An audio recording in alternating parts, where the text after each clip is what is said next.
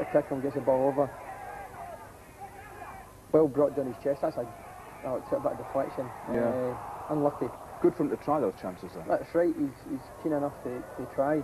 And as I say, another day they've scored a few goals. Now, Darlington looked to be in total control at Barnet when they raced into a 3-goal lead. Bernie Slaven delivered the perfect cross for Gavin Warboys to head in his 8th of the season. The striker found himself in acres of space in the build-up to the second. Keeper Paul Newell did well to block his run on goal, but Steve Gaughan picked up the pieces to make it 2-0. Warboys made it 3 when he ran on to Paul Olsen's volley from his own half, 4 minutes after the interval. He's now the club's top scorer. That should have been game over for Darlington, but Alan Walker got on the end of Paul Wilson's free kick to give Barnet a glimmer of hope. They thought they really had a chance when Mark Cooper headed in the second with half an hour to go, but they couldn't find an equaliser. Where Darlington lost out against Wigan. Wigan took the lead after 12 minutes with Tony Rodwell's diving header, and Darlington were 2-0 down before Gavin Warboys claimed his 10th of the season. Andy Lyons, though, sealed the points for Wigan, a 3-1 defeat for Alan Murray's side. On to rugby and Newcastle.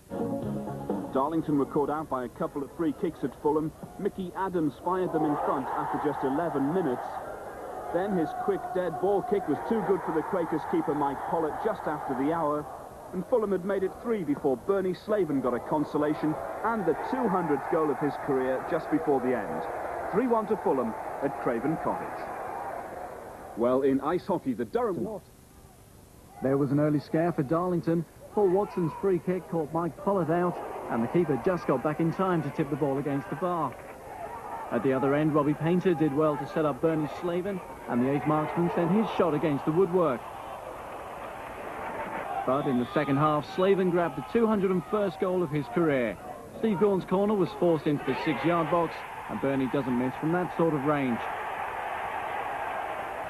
That was just what Darlington needed, and they made sure of victory near the end, when Slaven provided the ammunition, and Robbie Painter showed all his old skill by twisting and turning in the box before finding the bottom corner. 2-0 to the Quakers, and they can hardly wait for Saturday's big game at home to runaway leaders Carlisle United. And here are the rest of the results. 3rd Division leaders Carlisle took all 3 points back west after their trip to Fleetham's. Their scorers against Darlington, Rod Thomas on 7 minutes and David Reeves on 87. 2-0. The long-serving Grimsby defender takes over from Alan Murray, who was shown the door yesterday. Paul Futcher takes over as boss less than 24 hours after they dismissed Alan Murray. Futcher's been given the job until the end of this season. Just 12 matches to prove his ability. I don't see it as a gamble at all, because I just left Grimsby a week ago and I was unemployed. So I've got the opportunity, as I said, to try and establish myself in the game, as a manager, stroke coach or whatever, and I've got everything to gain and nothing to lose. I haven't been in the game that long, so I contacted somebody that's been in the game a long time, very knowledgeable, and we asked them to find us a young, hungry player coming to the end of his playing career who would make a good manager, and Paul was the one that was put forward to us. We didn't interview anybody else other than Paul, and we're delighted that he joined us. We hope that we've discovered another Brian Little. Time will tell. Let's hope so. Well, the new Darlington boss, Paul Futcher, watched his side lose by a single goal at Colchester. It came as early as the 3rd minute. Steve Whitten's shot blocked by Mike Pollitt, but Carla Sabo just first to the rebound. The new boss, though, wasn't too unhappy. It's the first time I've watched them. I mean, I'm not going to be too critical. I mean, I was delighted with the performance, the effort. That's all I could ask for today. 100% commitment to effort. And I got that. I couldn't ask for any more. And as I said, we've got loads of time, plenty of games left to play, and everything to play for. Paul Futcher is still waiting for his first point as Darlington manager. The Quakers lost by a single goal at Torquay. Tom Kelly forced all over the line in a crowded 6-yard box. It only took Darlington 2 minutes to put Mansfield under real pressure. Steve Gaughan's free kick almost caught out the keeper, Darren Ward. The closest either side came to making a breakthrough was in the second half when Mansfield's Stuart Hadley smashed one against the bar. The Quakers survived, and Paul Futcher got his first point since taking over at Feetham's. Darlington aren't doing much better. Dave Thompson got Rochdale's first at Scotland last night. The Quakers manager Paul Futcher says it was the worst game since he took over. Steve Whitehall got the second. Darlington have now failed to score in 544 minutes of football. Newcastle.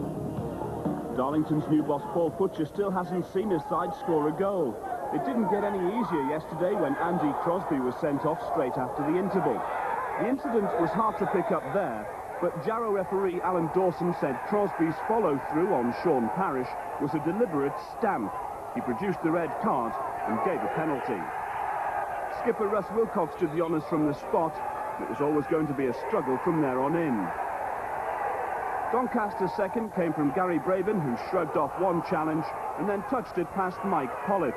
Darlington have now failed to score in 634 minutes of football.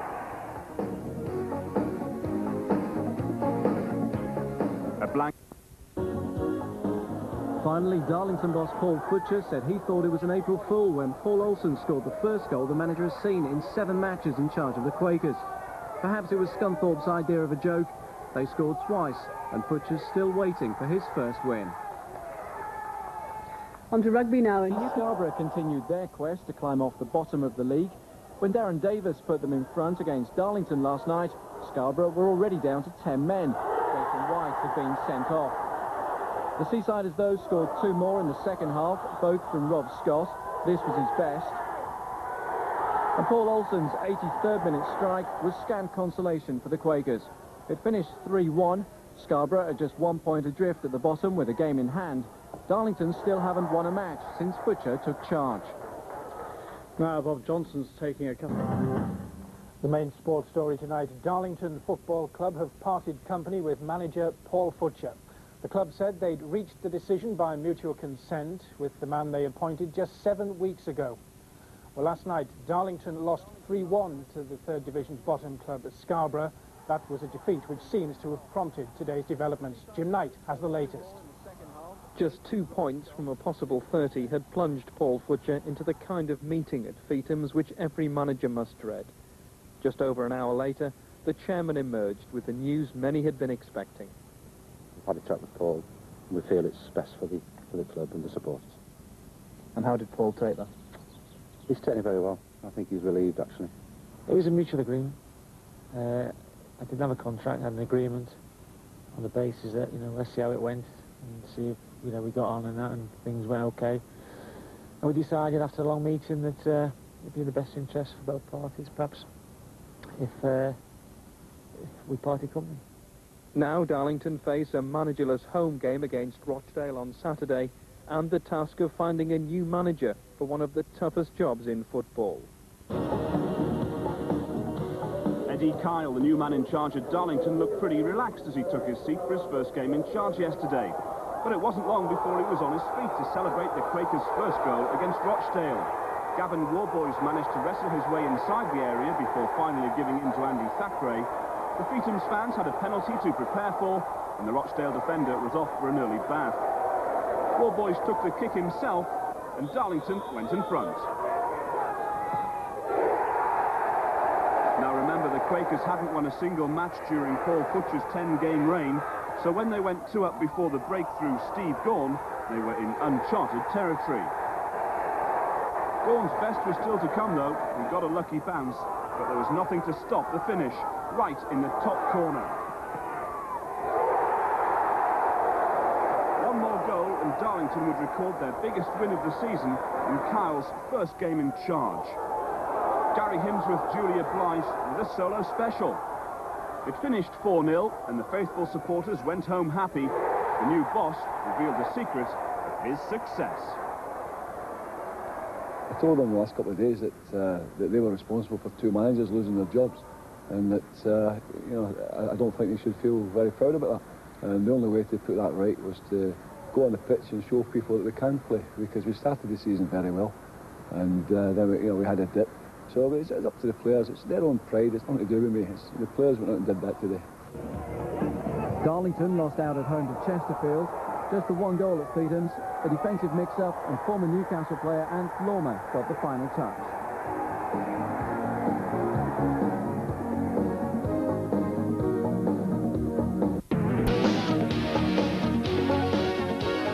Finally, Darlington's Adam Reid scored the first goal of his career yesterday, but the Quakers' opponents, Bury, were anxious to finish off with a win for their home fans.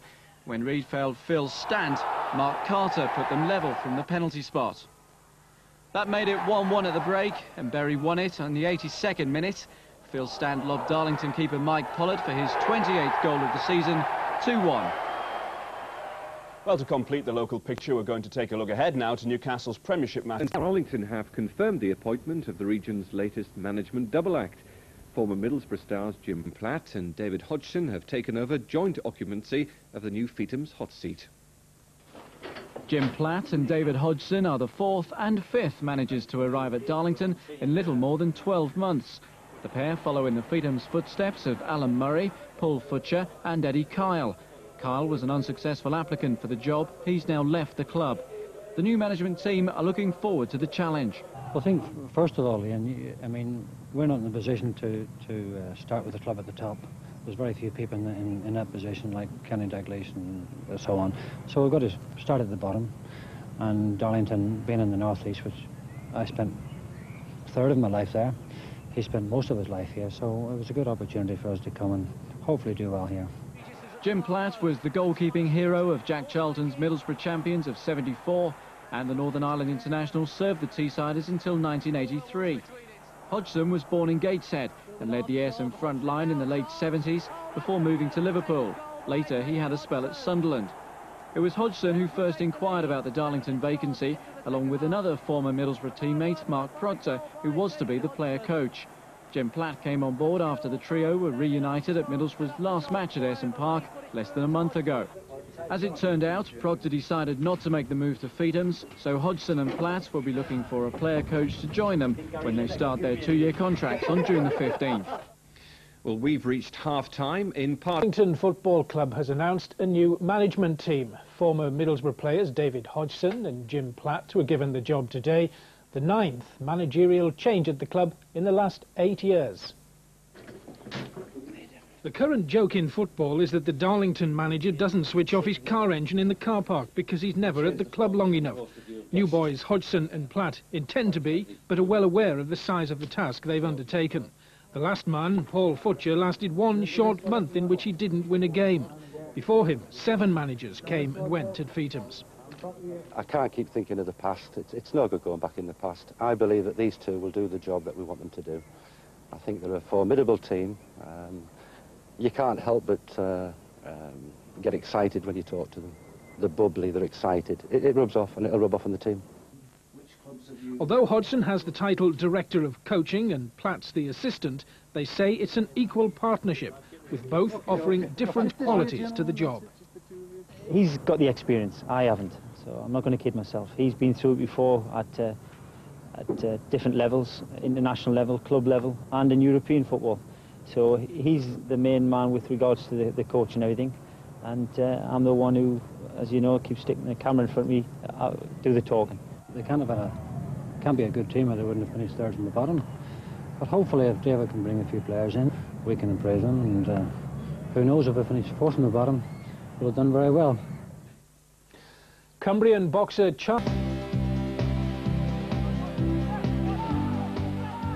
At 3 o'clock on Saturday, Darlington will kick off their new campaign at Exeter. It'll be the first match in charge for their new management duo, Jim Platt and David Hodgson. They've brought in Portuguese pair Pedro Paulo, a winger, and striker Rui Neves to strengthen the squad. Now they're hoping for a successful first full season.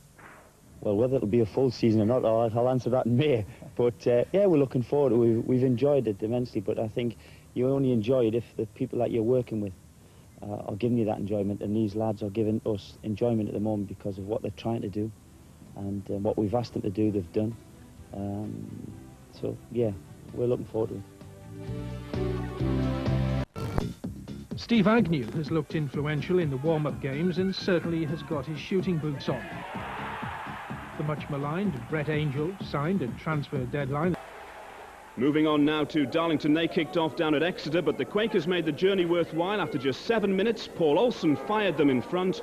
Exeter's Robbie Turner was sent off just before half-time. Darlington held on for that 1-0 win. A great start for the new management team of David Hodgson and Jim Platt. Well, let's confirm the results this afternoon for you now. In the second division, it finished York 2, Brentford 2. To last year's basement club, Exeter.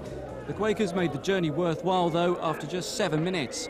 Paul Olsen's strike gave City's goalkeeper-manager Peter Fox no chance. That was the only goal of the match, so a winning start for the new management pair, David Hodgson and Jim Platt.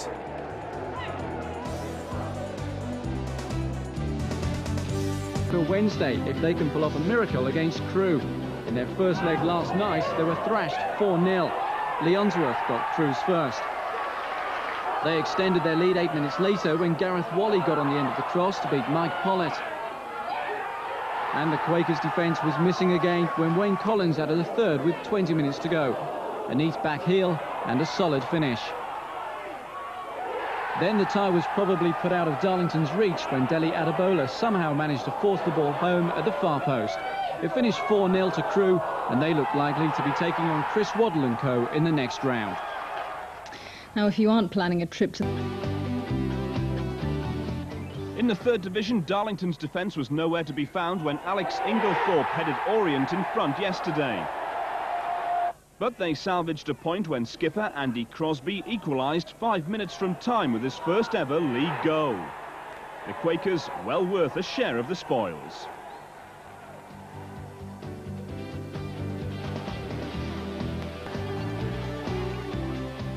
At Feethams, Darlington are trying to play a more cultured style of football, but that came unstuck when Mike Conroy headed with precision to put Fulham in front.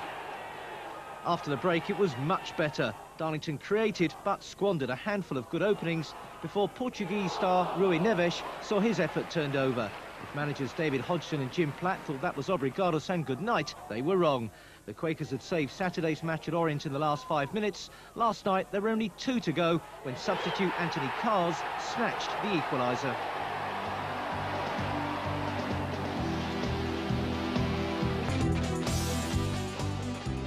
Darlington were at home to Cardiff, but the Quakers were down to 10 men for most of the match. Keeper Mike Pollett brought down Cardiff's Carl Dale after just 10 minutes. Pollett was shown the red card, and with no substitute keeper, striker Gavin Warboys took over in goal. But there were no heroics. Dale's spot kick produced the only goal of the match, 1-0 to Cardiff at Feethams.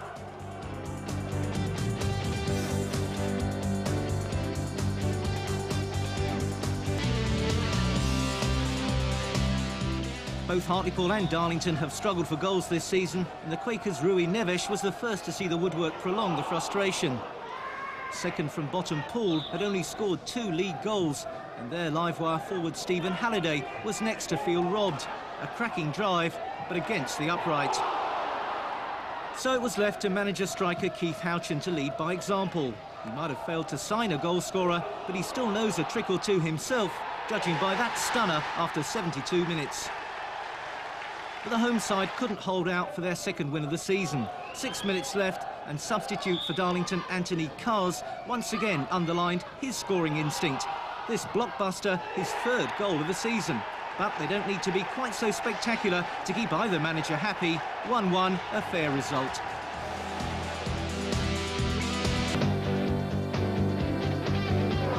Darlington surrendered the lead twice at Mansfield. Gary Bannister put them in front with his first goal for the club. But Steve Slawson got them back on level terms when he twisted in the box, and eventually it went in off the far post. The Quakers took the lead again when Paul Olsen got on the end of Anthony Carr's corner. But they couldn't keep their slender advantage. Darlington let Mansfield back into it again when Mark Sale was given too much time to line up his shot 5 minutes after the break. It finished 2-2.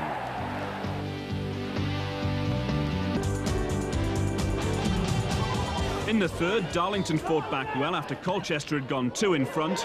Tony Dennis fired in the first.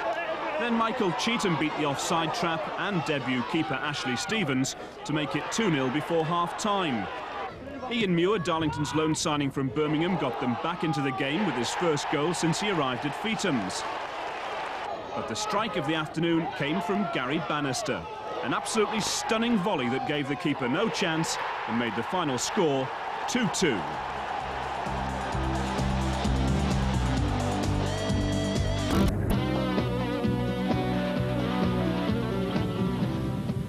The North East derby at Feethams produced plenty of talking points. Scarborough took the lead on 26 minutes. They played their way through the Darlington defence, and Dom Page beat Mike Pollard on the near post.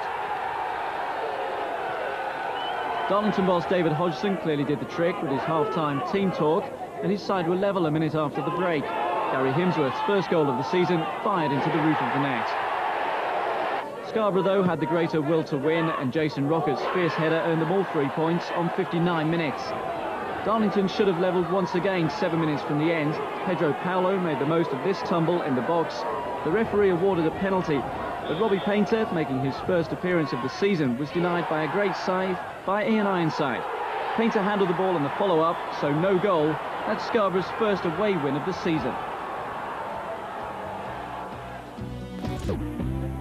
Last week, Darlington manager David Hodgson put the whole team on the transfer list, but Gary Bannister's 40th minute goal at Barnet must have increased his value. It was worth a few bob on its own.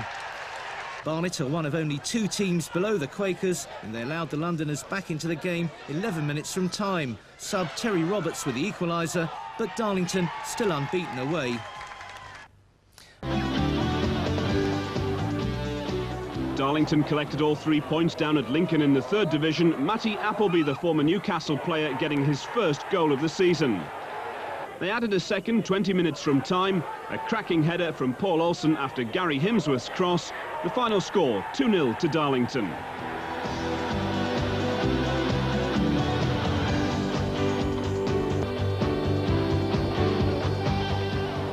Perhaps the result of the day in the Ainsley League came at Feethams. Darlington claimed their first home win of the season against the 3rd division leaders Gillingham. Gary Bannister started and finished the only goal of the match. The Quakers seem to have clicked at last.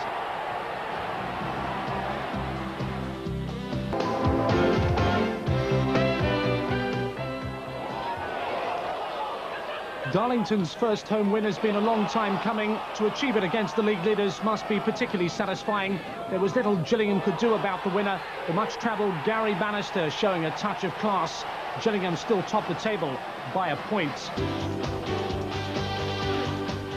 Darlington manager David Hodgson looks to be turning the Quakers around. 3 wins in a row and unbeaten on their travels. A blinding first goal of the season from Robbie Painter. Too much for Cambridge.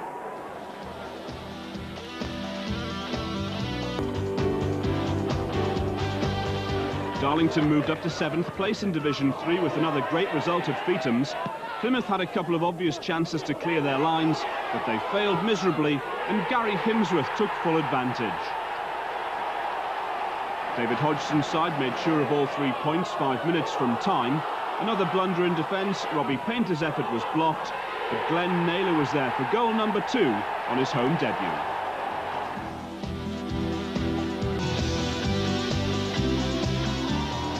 Darlington, though, are riding high at the moment. 6th place in Division 3 thanks to a 2-1 win at home to Wigan last night. The Quakers took the lead after 17 minutes. Fullback Simon Shaw first on the score sheet. Wigan looked like stealing a point when John Butler equalised just 4 minutes from the end. But in the dying seconds, Shaw's free kick was headed home by Matty Appleby. That's Darlington's 5th league win in a row and worth celebrating.